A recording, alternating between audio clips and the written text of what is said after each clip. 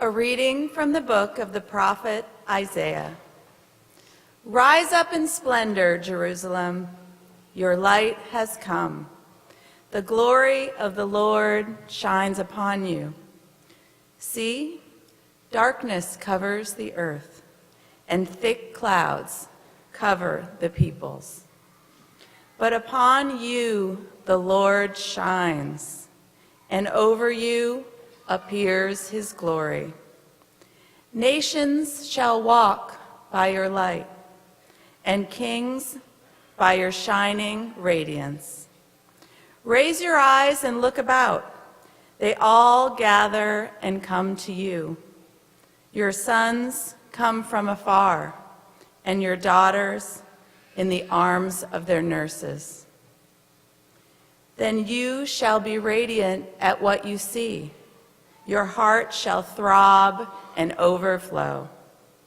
For the riches of the sea shall be emptied out before you. The wealth of nations shall be brought to you. Caravans of camels shall fill you, dromedaries from Midian and Ephah, all from Sheba shall come, bearing gold and frankincense, and proclaiming the praises of the Lord. The word of the Lord. Thanks be to God.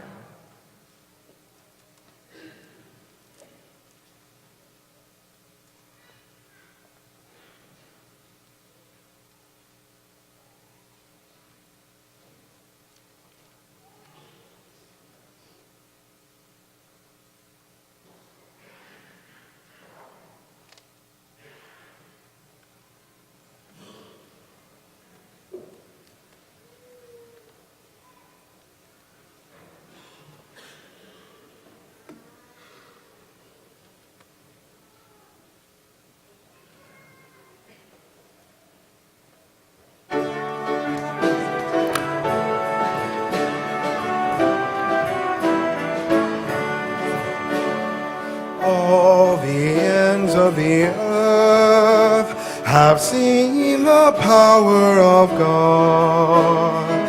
All the ends of the earth have seen the power of God. Sing to the Lord a new song, for God has done wondrous deeds, whose right hand has won the victory for us.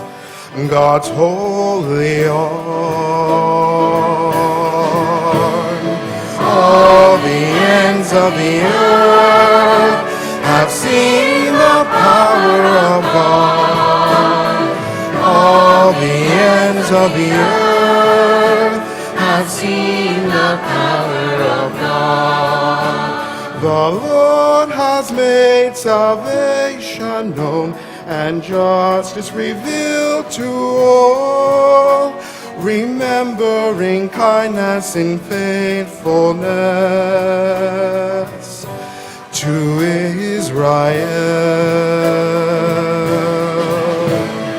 All the ends of the earth have seen the power of God. All the ends of the earth have seen the power of God.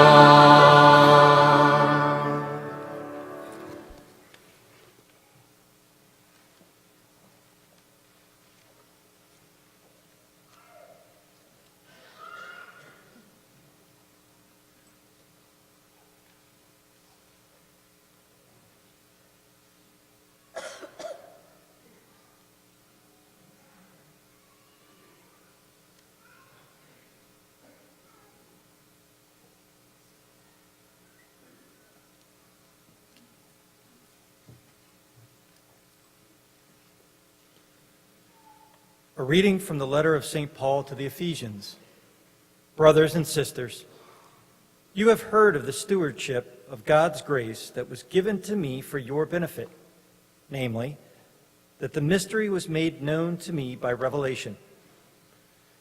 It was not made known to people in other generations, as it has now been revealed to his holy apostles and prophets by the Spirit, that the Gentiles are co-heirs, members of the same body, and co-partners in the promise in Christ Jesus through the gospel.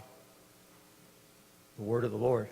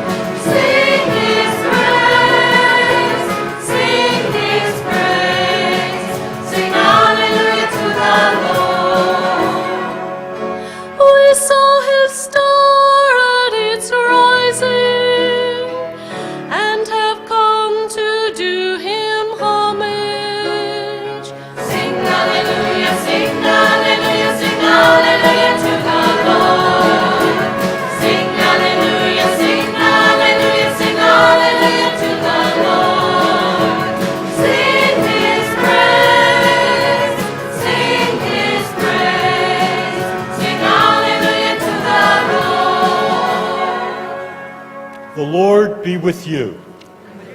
A reading from the Holy Gospel according to Matthew. Glory to you, Lord. Lord, be in my mind, on my lips, and in my heart.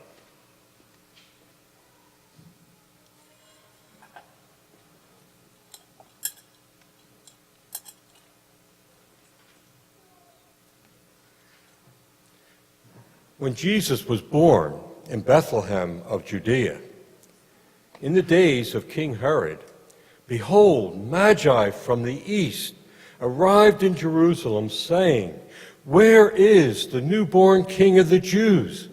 We have seen his star at its rising, and we have come to do him homage." When King Herod heard this, he was greatly troubled, and all Jerusalem with him. Assembling all the chief priests and scribes of the people, he inquired of them where the Christ was to be born.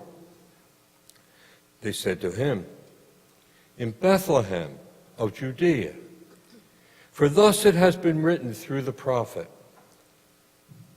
'And you, Bethlehem, land of Judah, are by no means least among the rulers of Judah, since from you shall come a ruler who will shepherd my people Israel.'"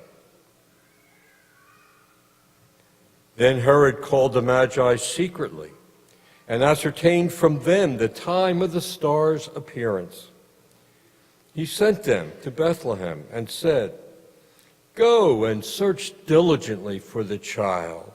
When you have found him, bring me word, that I too may go and do him homage." After their audience with the king, they set out. And behold, the star they had seen at its rising preceded them until it came and stopped over the place where the child was. They were overjoyed at seeing the star. And on entering the house, they saw the child with Mary, his mother. They prostrated themselves and did him homage. Then they opened their treasures and offered him gifts of gold, frankincense, and myrrh. And having been warned in a dream not to return to Herod, they departed for their country by another way. The Gospel of the Lord. Lord Jesus Christ.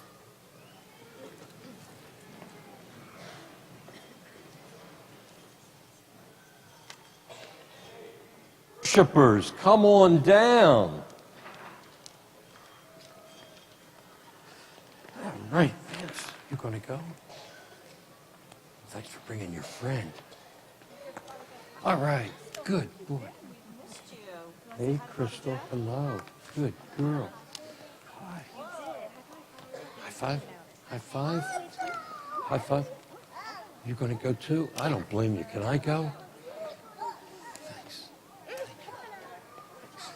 Thank you. Thanks, sweetie. Good. All right, Coach. Oops. Okay. Thank you, sweetheart. Good colors. Thank you. Thanks, sweetheart. High five. High five. Good girl.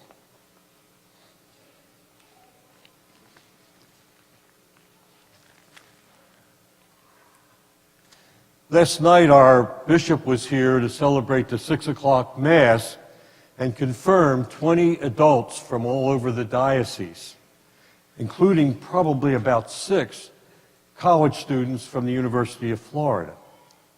I'm projecting, I have no idea, but I'm guessing these are all people who managed to win the battle with their parents over whether or not to take religious classes for confirmation.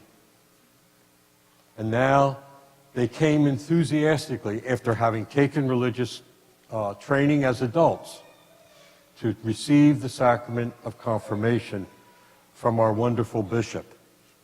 I've known him for 35 years. He was the rector of our seminary, and this is a man who doesn't just say words. He really prays.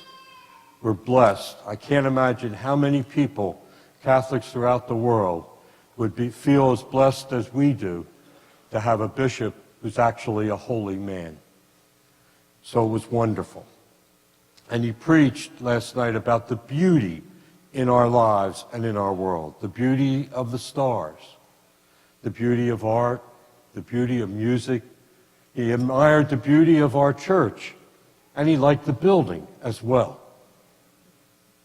It was great. I'd like to jump from that to us here this morning. The weeks in preparation for Christmas, the readings, the Sunday readings, are all telling us to wake up, to be alert. It's important to be alert in our lives. Many of us discovered that yesterday when we saw that being alert can win a basketball game in the last 3.5 seconds. But we know it's important to be awake in our faith.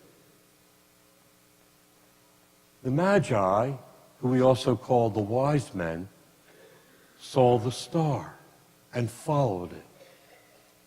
They left whatever palaces they lived in and whatever countries they came from in the East.